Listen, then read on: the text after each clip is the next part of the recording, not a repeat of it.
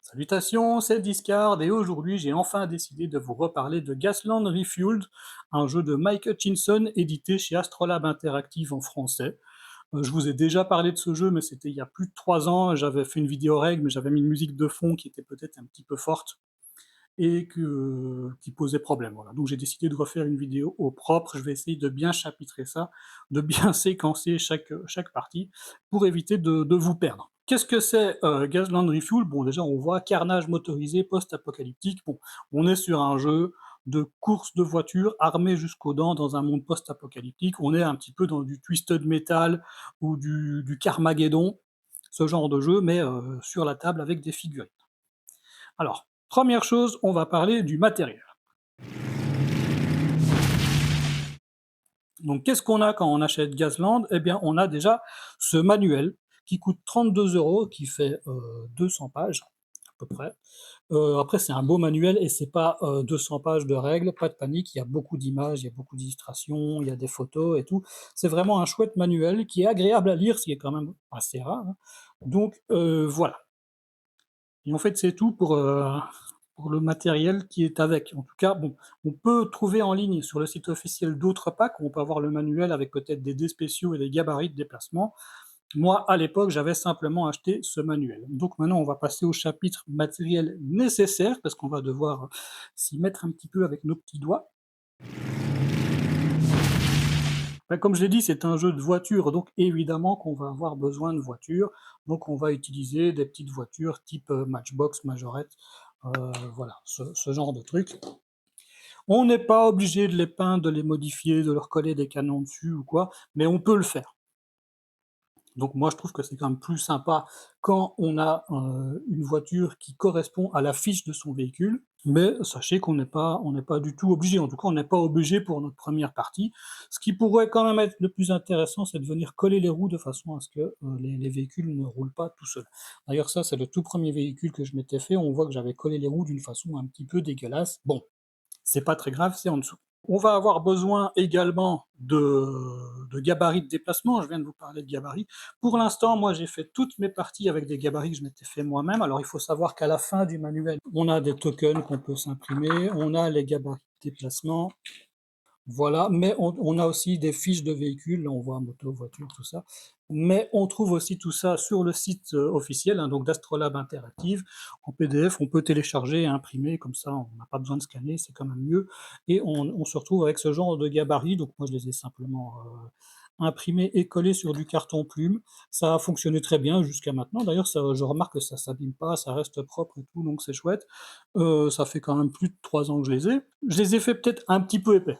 En jouant, on s'est rendu compte quand même que c'était un petit peu épais, parce que l'idéal, c'est de mettre les gabarits au niveau des voitures. Et comme c'est un petit peu épais, on voit que là, par exemple, j'y suis pas, il faut que je soulève un petit peu la voiture pour arriver au niveau des roues. Rien de bien méchant, mais des gabarits un petit peu plus fins auraient été sympathiques. D'ailleurs, récemment, hein, comme je vous le dis, je viens de racheter de nouveaux gabarits. Donc, il y avait une promo sur des gabarits sur Philibert, donc j'ai pris, voilà. Et on voit qu'on a comme ça, on voit la totalité des gabarits. On a 4 gabarits qui servent à faire des virages, on a 3 lignes droites, on a une déviation, une embardée, on a le gabarit de dérapage, on en reparlera plus tard. Et ces 2 gabarits-là, on va pas en parler pour le moment, c'est des gabarits qui sont liés à des armes, à des attaques de zone. Ce qu'il y a de bien, ceux-ci, c'est qu'ils sont recto verso, parce qu'en fait, les gabarits, on peut les mettre dans n'importe quel sens, hein. Si on veut tourner à gauche, on le met comme ça. Évidemment, si on veut tourner à droite, on le met comme ça. Dans l'autre sens, vous allez me dire, ça change rien pour celui-ci, mais ce sera peut-être complètement différent pour celui-là. Ne serait-ce que pour l'emplacement du dérapage, si je le joue dans l'autre sens, bah, ça va être complètement différent. Voilà, donc on a vu les gabarits. On aura aussi besoin de dés. Alors, des dés tout à fait normaux.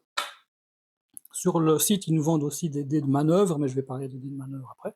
Mais on aura besoin d'un petit paquet quand même de dés normaux. J'ai vérifié avant de faire la vidéo, ça coûte 69 centimes pour un paquet de 10 chez Action. Donc bon, ça va, c'est pas la ruine.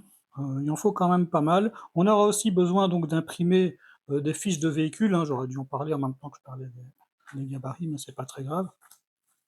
Voilà.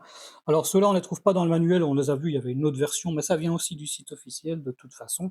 On va déjà utiliser des dés peut-être pour indiquer la vitesse actuelle du véhicule, indiquer le nombre de jetons de danger qui s'est déjà pris.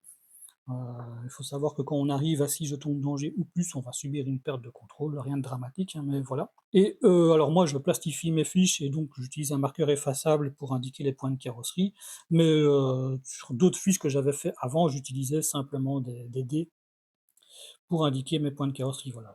La voiture, elle a 10 points de carrosserie, voilà.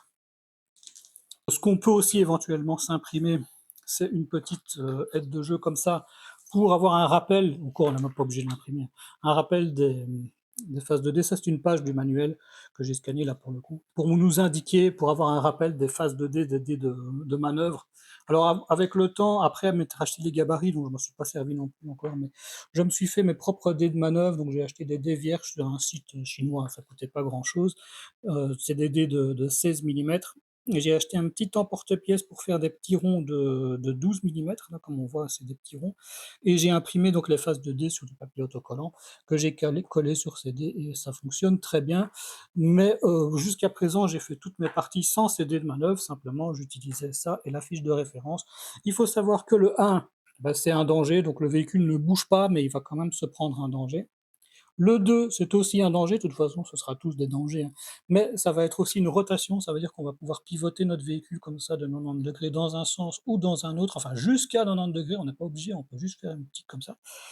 C'est plutôt intéressant, bon, c'est un danger, mais c'est aussi un bonus puisque ça nous permet de nous réorienter comme il faut pour éviter un obstacle ou pour prendre un virage correctement ou quelque chose comme ça.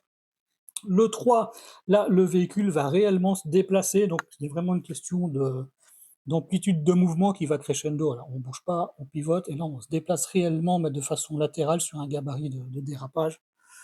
Évidemment que c'est aussi un point de danger. Et ensuite, 4, 5, 6, ça va servir à changer de vitesse. Si on s'en sert pour changer de vitesse, on se prend un point de danger, mais on peut aussi s'en servir pour se retirer des phases de dés qu'on ne voulait pas. Imaginons que justement on a eu un dérapage et qu'on ne voulait pas le dérapage, on peut se servir d'un embrayage pour annuler un dérapage. Et on peut aussi se servir des embrayages pour retirer des points de danger sur notre fiche de véhicule. Voilà, par exemple, celui-là, je ne le veux pas, hop, je le retire et je me retire un point de danger sur ma fiche de véhicule. Je vais vous expliquer juste après pourquoi ça va être important de changer de vitesse, mais là, pour l'instant, on est dans le matériel. Ce qui pourrait être intéressant peut-être, c'est quelques éléments de décor. Inutile d'acheter quoi que ce soit, bien sûr. Dans un premier temps, vous pouvez juste jouer sur la table de la cuisine en évitant la boîte de céréales et, euh, et le carton de lait, et ça fera très bien l'affaire. Vous pouvez la jouer un petit peu à la manière du jeu vidéo Micro Machines. Enfin, en tout cas, moi, je jouais à ça dans le temps, quoi. Maintenant, vous pouvez vous faire des petits éléments de décor vous-même. Ça, par exemple, c'est un truc que j'ai fait moi-même. C'est un rouleau de carton de papier cellophane ou de papier alu, je sais plus, que j'ai repeint. J'avais texturé avec un truc pour lui donner un petit peu un aspect béton. Ici, je me suis fait une pile de pneus. Il y a un chiffre dessus parce que je m'en sers de porte. Ici, dans le mode de jeu que je vais vous présenter aujourd'hui, ben, la partie d'initiation, il n'y a pas de porte, mais donc voilà, c'est une pile de pneus, c'est fait avec un porte-bic ou porte-crayon. C'est des trucs comme ça doit servir pour que les enfants puissent tenir leur crayon correctement, je sais pas. Je trouvais que c'était intéressant pour faire des piles de pneus, donc j'en ai fait des piles de pneus. Maintenant, il y a aussi ce genre de trucs là. Ça, c'est juste des textures de façade que j'ai imprimées et que j'ai collées sur du carton pour me faire ici un petit garage. Voilà. On peut se faire des éléments de décor sans dépenser d'argent. Ici, j'ai une palette de marchandises. Pareil, j'ai fait la palette moi-même, c'est pas très joli, mais c'est pas très grave. Et la bâche qui est au-dessus, c'est simplement une lingette sur laquelle j'ai appliqué de la peinture avec de la colle à bois pour la durcir, et on se retrouve avec un objet solide, une palette de marchandises. Et c'est à peu près tout pour le matériel, hein. Donc vraiment, pour votre première partie, vous aurez besoin de petites voitures, pas forcément modifiées, pas besoin spécialement d'éléments de décor, peut-être juste de quoi indiquer une ligne de départ, mais comme je dis, on peut mettre la salière et la poivrière, et on dit, bon, ça c'est le départ, et l'arrivée, c'est l'assiette à mamie, hein. Et donc quelques fiches de véhicule, et après ça, on est parti. Alors premièrement, je vais vous expliquer la structure complète d'une manche. Ce sera important pour comprendre pourquoi on change de vitesse. Et ensuite, je me baserai sur la fiche d'aide de jeu. On voit qu'on a, pendant le tour d'un joueur, une étape de déplacement, une étape d'attaque et une éventuelle étape de perte de contrôle. Donc rien de bien compliqué. Alors, une manche est séparée en maximum 6 phases de vitesse. Maximum 6 puisque les véhicules les plus rapides ont 6 vitesses, donc personne ne jouera de septième puisque ça n'existe pas. Chaque phase de vitesse est séparée en tours de jeu. Donc là, je reviens sur ma fiche. Donc une phase de vitesse, on va jouer une étape de déplacement, une étape d'attaque et une étape de perte de contrôle avec chacun de nos véhicules. C'est-à-dire que le joueur 1 va jouer son premier véhicule, ensuite c'est le joueur 2, puis c'est le joueur 3, puis on revient au joueur 1, s'il a encore des véhicules, eh ben, il continue de jouer, et ainsi de suite. Alors dans le mode d'initiation, course de rue, les équipes sont imposées, donc on n'a pas besoin de créer nos équipes. On aura systématiquement une voiture et un buggy, ces deux-ci, hein, les fiches de la partie d'initiation, et rien de plus. Donc tout le monde aura 2 véhicules, ça pose pas de problème, mais dans d'autres modes de jeu où on va se créer des équipes avec un certain nombre de points, il se pourrait qu'on ait une équipe composée d'une voiture qui vaut 50 points, alors qu'une autre équipe aurait 2 véhicules à 25 points et encore un autre aurait 3 véhicules à 17 points, par exemple.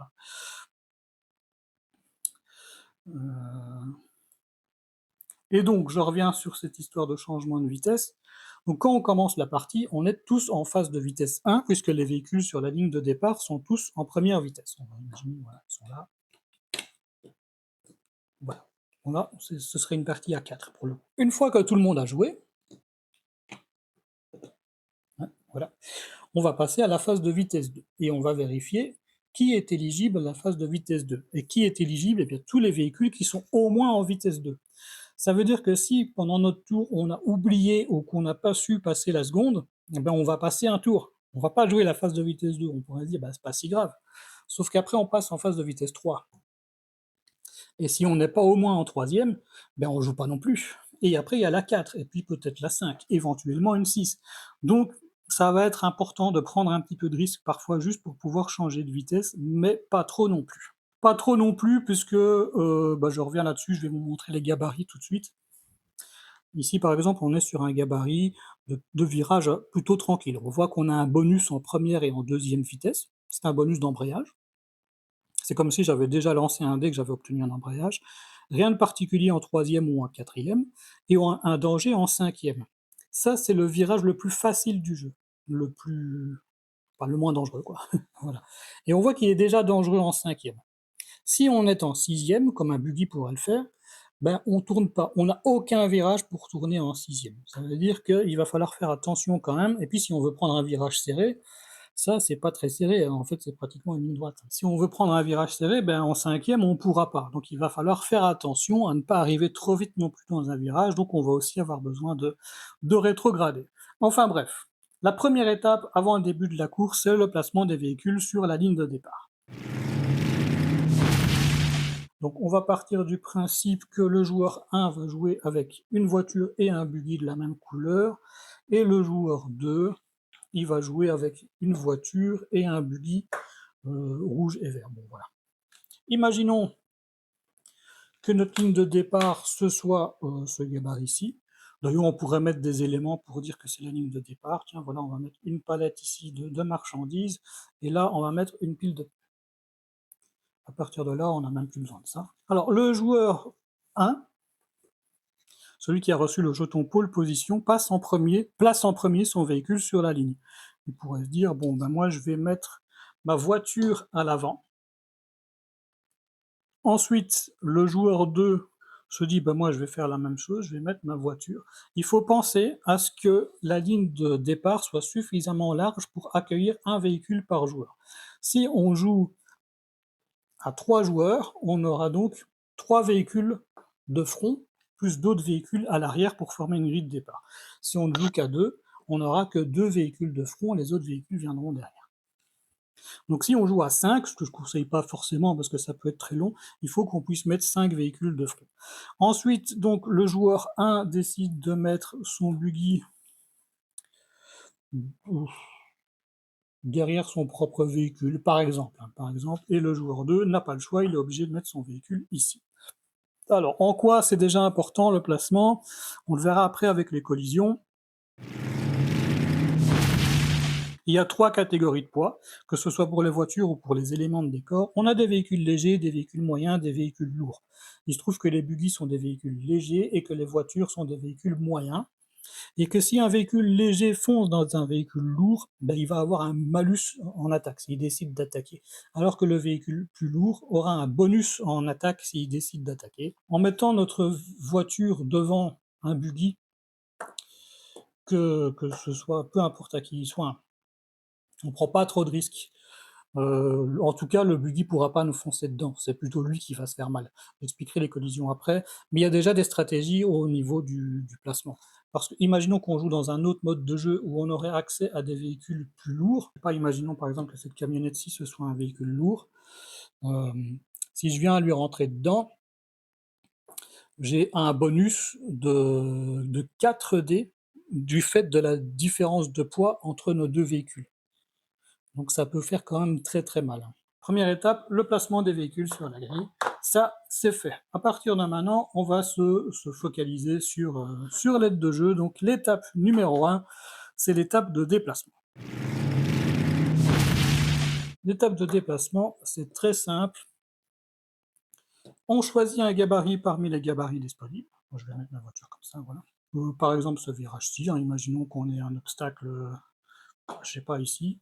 On ne voit pas bien, mais voilà. Donc moi je décide de jouer comme ça, je mets ça au niveau des roues de mon véhicule, voilà. On n'est pas au millimètre, c'est pas un jeu compétitif non plus. Et donc on voit que j'ai déjà un bonus sur mon gabarit, je l'avais montré tout à l'heure, mais en vitesse 1, on va partir du principe qu'on est en vitesse 1, je vais mettre le dé là, on a donc accès à ce bonus de gabarit qui est un bonus d'embrayage. Donc c'est comme si j'avais déjà lancé un dé et que j'avais obtenu une phase d'embrayage. À partir de maintenant, je peux lancer mes dés. Je ne suis pas obligé de les lancer puisque je peux lancer jusqu'à mon niveau de manœuvre maximum. Donc, c'est-à-dire qu'une voiture a 3 en manœuvre, ça veut dire que je peux lancer jusqu'à 3 dés, mais je pourrais très bien ne pas en lancer du tout. Si je n'en lance pas, je prends un minimum de risque, mais c'est un risque calculé, parce que si je décide de ne pas lancer de dés, ce que je peux faire, c'est utiliser simplement cet embrayage-ci pour passer en seconde. Donc on indique sur ma fiche de véhicule que je passe en deuxième et je vais me rajouter un point de danger simplement parce que j'ai changé de vitesse. Donc voilà, c'est quand même une manœuvre plutôt contrôlée, on sait ce qu'on fait, ensuite on prend notre véhicule et on le met au bout du gabarit et c'est terminé pour son déplacement. Maintenant, si on est un petit peu plus joueur, on pourrait parfaitement lancer les dés. Donc pareil, on a déjà notre bonus d'embrayage ici. Et là, je suis un petit foufou et je décide de lancer mes 3 dés de manœuvre. Voilà, j'ai 2 embrayages et un slide. Bon là, c'est un beau lancer. Parce que ce que je peux faire, c'est que j'utilise cet embrayage-ci pour annuler cette phase de dé là. Et ensuite, j'utilise les 2 embrayages restants pour changer de vitesse sans me prendre de jeton de danger. Ce qui se passe, c'est que je me prends un jeton de danger pour changer de vitesse et je le retire avec celui-là. Il y a quand même une règle, c'est qu'on est obligé d'utiliser les embrayages en premier. Je pourrais pas me dire, bah, j'utilise le dérapage, je fais mon dérapage, et ensuite je me retire le danger lié au dérapage avec mon embrayage, ça je ne peux pas le faire. Je suis obligé d'utiliser d'abord tous les embrayages. Bon là, il se trouve que c'est un beau lancer, ça lui permet de faire exactement la même manœuvre que tout à l'heure, mais sans prendre de jeton de danger. On peut le retenter pour voir si ça va le faire à chaque fois. Donc ça, c'est le bonus. Évidemment, le bonus nous aide beaucoup, l'air de rien.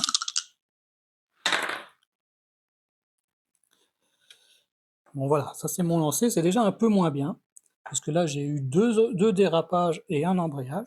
Ce que je peux faire, c'est prendre un point de danger sur ma fiche de véhicule, donc là je viens quand même me rajouter un point, pour relancer les dés que je ne veux pas garder.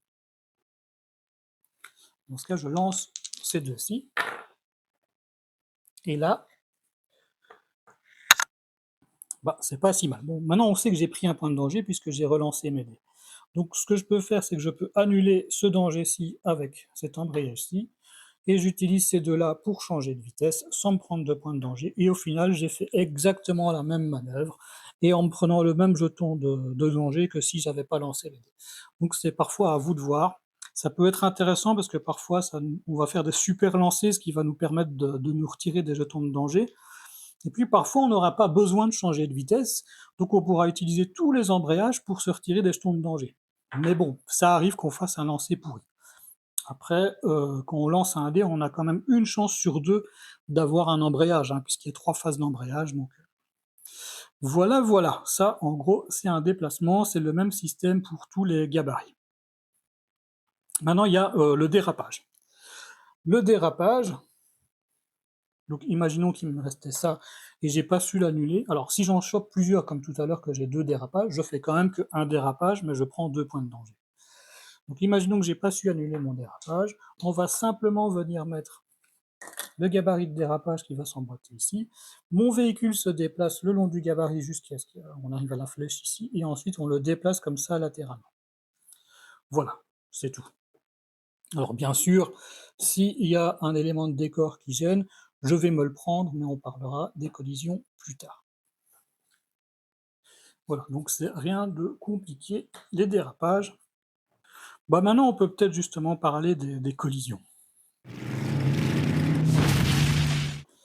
Puisque si on regarde sur notre fiche d'aide de jeu, hein, on voit qu'on est dans l'étape de déplacement, on nous explique, hein, on choisit le gabarit, on place le gabarit, on lance le dé, gna on utilise nos embrayages pour se débarrasser de ce qu'on ne veut pas, on prend les jetons de danger, on déplace notre véhicule le long du gabarit, et dès que notre véhicule entre en mouvement, on ouvre une fenêtre de collision. On voit que dans notre aide de jeu, il y a une fenêtre de collision ici, il y en a une là, il y en a une ici pendant l'étape d'attaque, il y en a une ici pendant une étape de perte de contrôle, il y en a encore une là. C'est quoi toutes ces fenêtres de collision?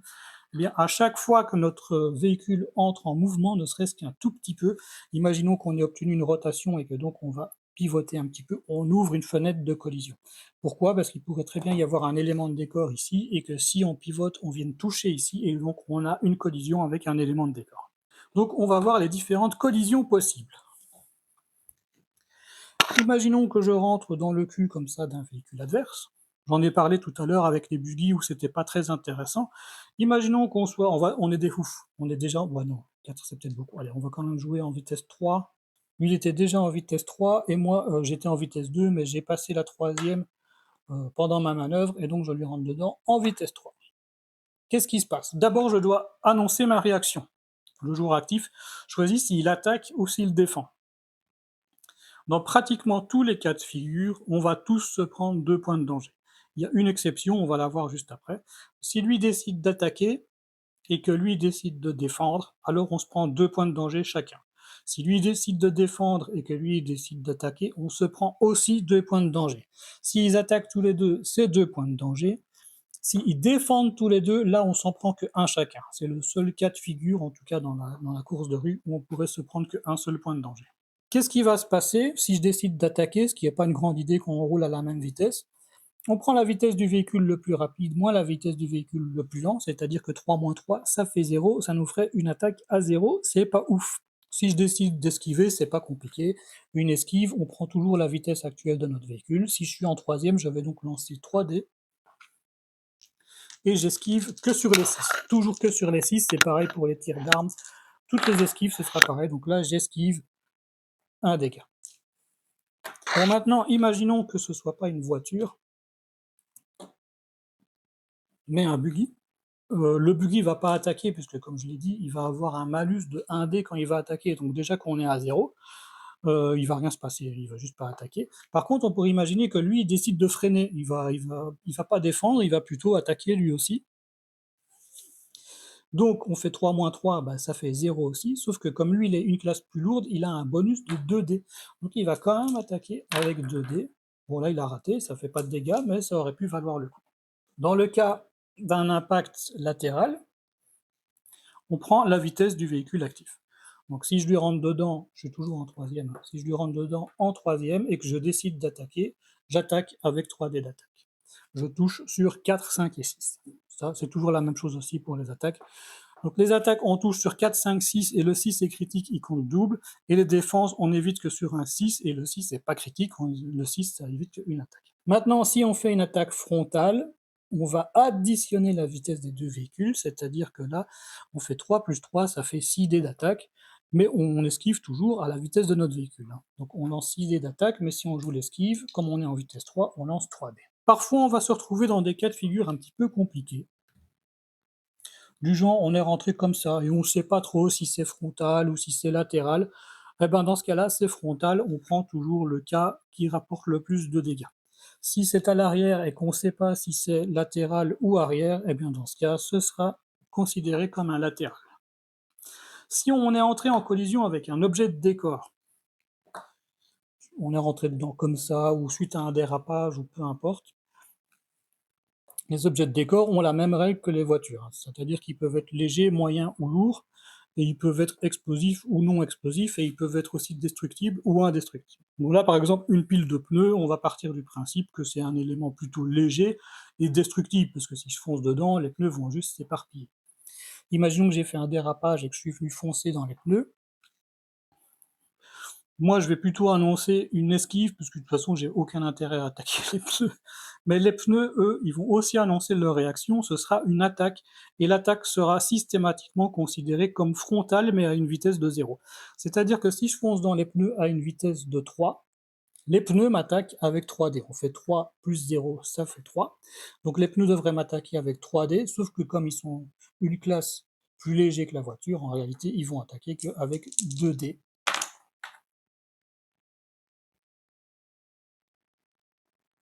Voilà. Donc là, ils ont raté, ça ne fait pas de dégâts, mais je me suis quand même pris 2 points de danger puisqu'il y a eu un impact.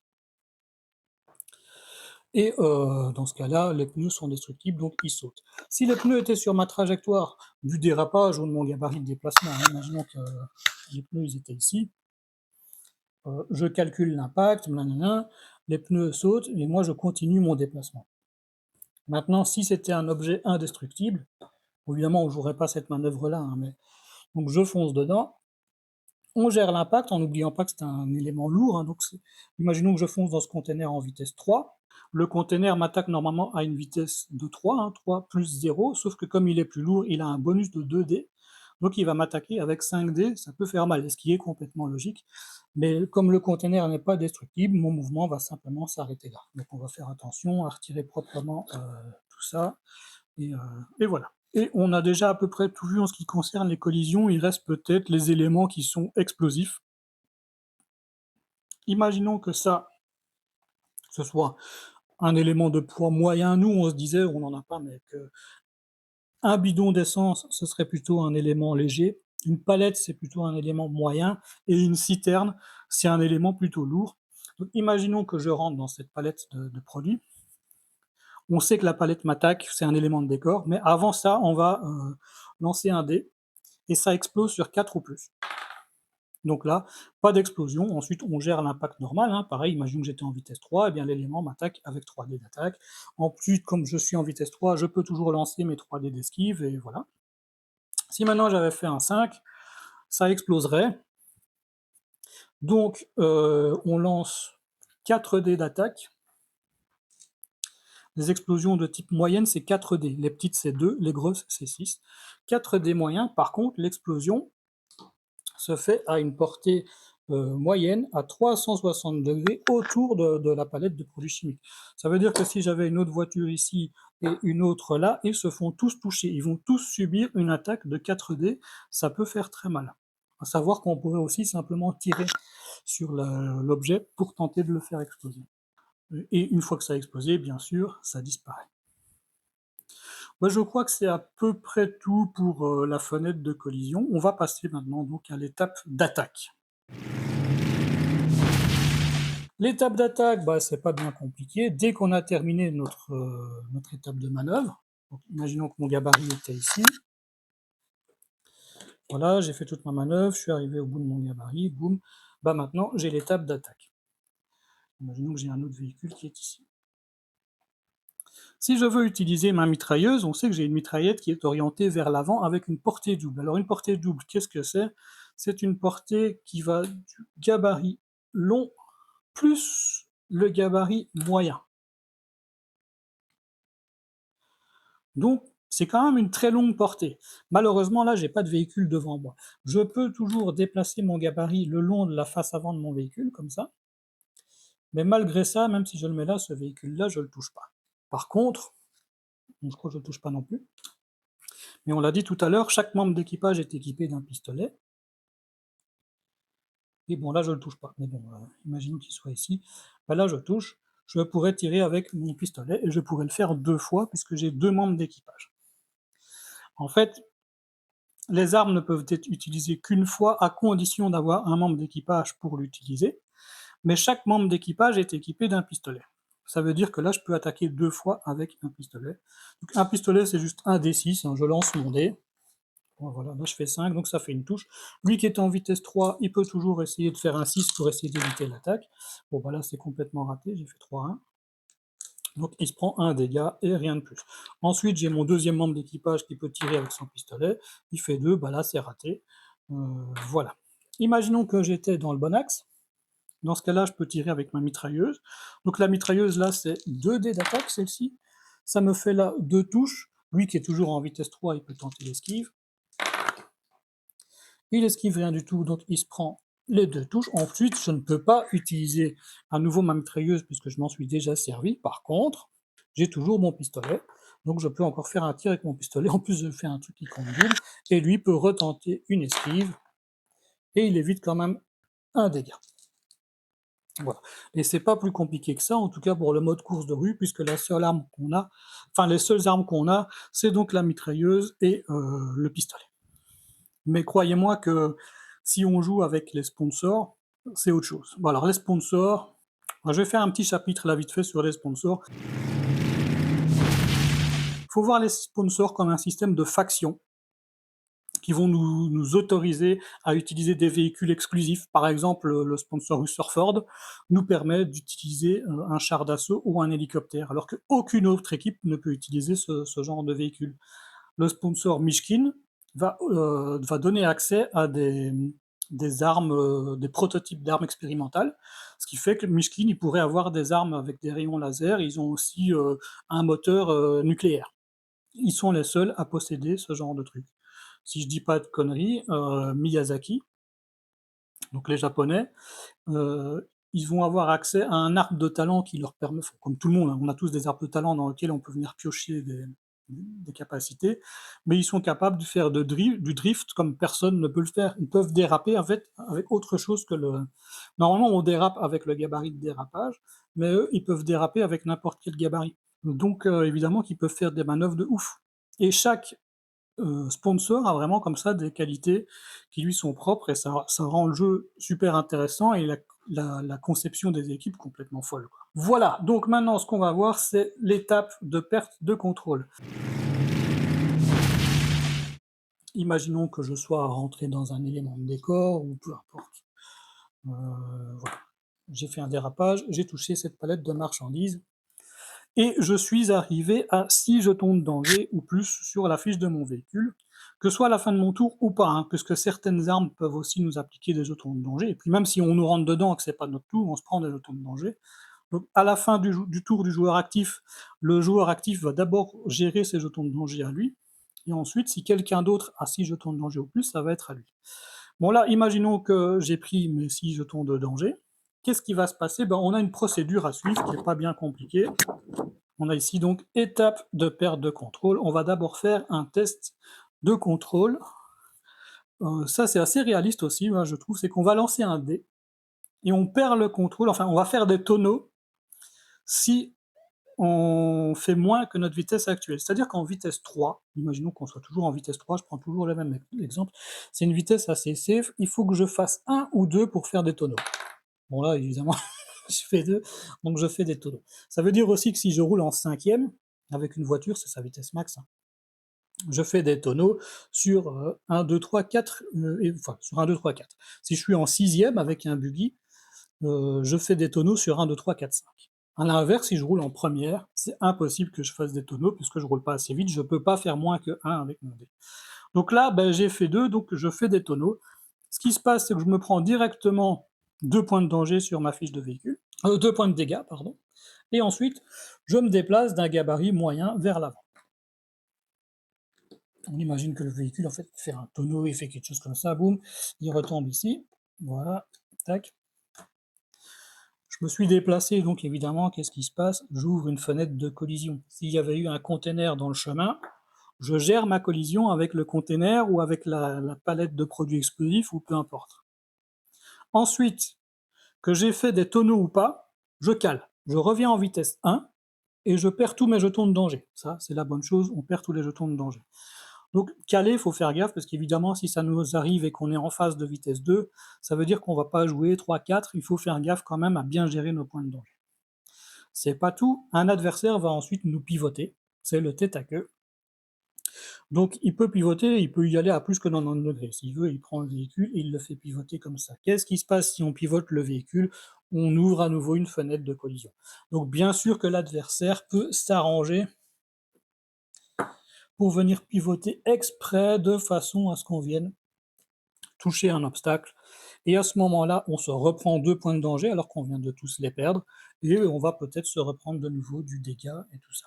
Alors je l'ai pas dit, mais depuis le début, c'est la même chose à chaque fois. Quand on démarre au contact d'un objet ou d'un véhicule, enfin de quelque chose qui nous gêne, on va ignorer l'obstacle. C'est-à-dire que là, je peux démarrer et passer au travers du container et continuer ma route. Parce que sinon, ce qu'on devrait faire, c'est revenir en vitesse 1 pour pouvoir changer de vitesse et passer en marche arrière, parce qu'en fait, on peut rouler en marche arrière, mais que quand on est en première, pour ensuite réenclencher la seconde. Autant dire que la partie serait terminée, on pourrait pas, il nous faudrait plusieurs tours pour faire une manœuvre, ce serait impossible, donc on évite les objets. Même chose si on a eu un accident, imaginons que j'ai terminé ma phase de manœuvre en fonçant dans quelqu'un, je zappe mon étape d'attaque. Parce qu'on part du principe que le personnage est sonné, et donc une fois que j'ai rentré dans un obstacle ou dans quelqu'un, je ne peux pas attaquer ce tour-ci. Mais quand je vais redémarrer au tour d'après, si lui il est toujours là, je vais passer au travers. Donc je pourrais parfaitement passer au travers, imaginons que je fasse un dérapage, me retrouver comme ça, et à la fin de mon tour lui tirer dessus. Voilà, donc on a vu l'étape de perte de contrôle. Maintenant, il va rester l'étape de devenir une épave. Alors là, c'est pas une étape qu'on fait souvent, hein, du coup, puisque ça n'arrive que quand on n'a plus de points de vie. Imaginons qu'un véhicule était là et que moi, je lui ai tiré dessus. Et j'ai terminé son dernier point de vie, son 10e point de carrosserie. Qu'est-ce qui se passe? Eh bien, pareil, on a une procédure à suivre. On va d'abord subir un arrêt brutal. Donc, en gros, la voiture va mourir, elle va avancer d'un gabarit court, comme ça, et elle va faire comme ça, et voilà. Bien sûr, elle se déplace, donc on ouvre une fenêtre de collision. Alors pour elle, on s'en fout, parce que de toute façon, elle est morte. Mais je vais peut-être toucher un autre véhicule. Ensuite, on cale, pareil que tout à l'heure, on revient en vitesse 1, on se retire tous les jetons de danger, et là on fait un test d'explosion, mais là c'est pas comme avec les objets, on explose sur 6 ou plus. Alors on va me dire comment on fait 6 ou plus avec un seul dé. En course de rue, évidemment, ce mode de jeu simplifié, on n'explosera que sur 6. Quand je lance mon dé, bah, il se trouve que je fais 6, j'explose. Je suis vraiment très très bon. Mais normalement, on explose sur 6 ou plus, ça veut dire que si on a des munitions sur nous, imaginons que je sois dans un mode de jeu où j'utilise des grenades et des cocktails Molotov, ce qui est parfaitement possible, et qu'il me reste 3 grenades en stock, si je lance mon dé, bon, je fais encore 6, et ben 6 plus 3, ça fait 9, donc c'est sûr que j'explose. C'est-à-dire que même avec un 3, je faisais 3 plus les 3 grenades qui me restaient, ça faisait quand même 6, donc j'explosais quand même. Donc l'explosion, on l'a vu tout à l'heure, hein, en fonction du poids du véhicule, donc là c'est un véhicule de poids moyen, il va faire 4 dés d'attaque à tous les véhicules qui sont à portée moyenne, c'est-à-dire que bah, il va toucher ce véhicule qui est là juste à côté.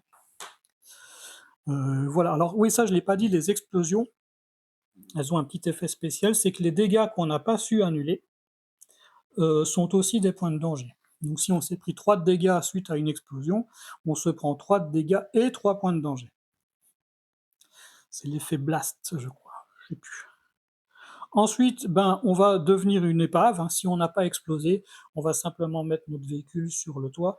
On devient une épave qui est un obstacle destructible de poids moyen dans le cas d'une voiture. Donc si je rentre dedans, je subis du dégât, par contre, je détruis carrément la voiture et elle sort du jeu. Si je détruis un véhicule en lui fonçant dedans, imaginons qu'il était à 9 points de carrosserie, comme je lui retire son dernier point en fonçant dedans, on fait toute cette étape, on fait ce test donc il va avancer, on va tester l'explosion, mais s'il explose pas, parce que s'il explose, de toute façon il disparaît, mais s'il explose pas, il disparaît quand même, puisque c'est comme si on avait foncé dans une épave. quand on termine un véhicule en fonçant dedans, on le retire du jeu. Alors, il reste encore une petite chose. J'ai pas tendance à jouer avec ça. Je pense qu'on peut parfaitement les utiliser en mode course de rue, mais pas tous. C'est le système de vote du public. Alors, c'est un peu un système de rattrapage. Normalement, chaque faction, alors j'ai dit que j'en parlerai pas à des sponsors, hein, mais chaque sponsor a une technique à lui pour gagner des votes du public, en plus des règles de base. Les règles de base, c'est que quand notre véhicule devient une épave, on gagne un vote du public, je crois. Et si un véhicule se fait explose, eh bien, on gagne 2 votes du public. Et on peut dépenser les votes du public pour différentes choses. Par exemple, on peut utiliser un vote du public pour changer de vitesse. Donc, comme j'ai dit, ça peut être intéressant hein, si on n'a pas réussi à passer en troisième et que on aimerait bien jouer la phase de vitesse 3, qu'on a un vote du public en stock, eh bien, on n'hésite pas, on le dépense pour passer en troisième. Comme ça, on est tranquille. On a se retirer un D6 de jetons de danger. Bah, si on a déjà 4-5 jetons de danger, on lance un dé. Voilà, je fais 2, je me retire 2 jetons de danger. C'est pas si mal. À l'inverse, on peut aussi donner des jetons de danger à un adversaire jusqu'à ce qu'il en ait 5. Donc si lui il en avait déjà 3, par exemple, je lui donne des jetons de danger jusqu'à ce qu'il en ait 5. On peut recharger des munitions, mais dans ce mode-ci, ça ne sert à rien puisqu'on n'en a pas. Enfin, on a les munitions infinies sur la mitraillette, quoi. On peut prendre ou donner le jeton de pole position ou l'empêcher de tourner. Ça, j'en ai pas parlé. En fait, le jeton pole position, c'est le jeton premier joueur. Ici, il va changer de main à la fin de chaque phase de vitesse. Donc, une fois que tout le monde aura joué tous les véhicules de la vitesse 1, le jeton pole position passe au joueur suivant et ainsi de suite. Dans les autres modes de jeu, comme la course à la mort, le jeton pole position change de main quand un véhicule passe une porte qui n'a encore jamais été passée. Et encore, il peut le donner à qui il veut, ce qui fait qu'on peut créer des alliances, hein. On peut très bien dire, je donne le jeton au joueur 3, et puis plus tard, le joueur 3 le rend au joueur 1, bon. Et on a la possibilité de ramener des véhicules en piste. Alors je vous avoue que je ne sais pas trop comment ça va dans la course de rue, puisque si notre véhicule est une épave et qu'on a passé un checkpoint, donc une porte dans un autre mode de jeu, je sais qu'on le ramène au checkpoint précédent. Si notre véhicule a été détruit, qu'il a explosé, je pense qu'on le ramène sur la ligne de départ. Et donc ici, vu qu'il n'y a pas de porte, je pense qu'on a la possibilité de ramener un véhicule, mais sur la ligne de départ. Et là, je pense qu'on a à peu près tout vu. On a clairement vu toute la séquence d'un tour, hein, donc on se rappelle, hein, on a étape de déplacement, étape de perte étape d'attaque, étape de perte de contrôle, et on en a même fait devenir une épave au cas où. Voilà, voilà. Donc je crois qu'on a eu un aperçu du jeu. Alors je vous ai pas montré de décor à part des petits éléments. Euh, je m'étais fait, vous l'avez peut-être vu dans une vidéo précédente, un tapis. C'est une image que j'avais achetée, que j'avais fait imprimer sur une bâche chez un imprimeur pour me faire un tapis de jeu, bon, en PVC parce que c'était nettement moins cher qu'en néoprène. Et depuis, je me suis aussi fait une table, je vais dire en 3D, hein, que j'ai fait moi-même avec du plâtre et tout sur des plaques de polystyrène extrudé. Je me suis fait aussi des petits éléments de décor en polystyrène, mais on verra ça peut-être une prochaine fois. Là, je pense qu'on a vraiment de quoi déjà démarrer une partie et s'amuser correctement. Et les sponsors et tout ça, on verra plus tard. C'est bien possible que je refasse une vidéo sur la création des équipes et ce genre de choses. Voilà, sur ce, je vous souhaite une bonne journée, une bonne soirée, un bon amusement et on se retrouve bientôt pour une prochaine vidéo. Salut!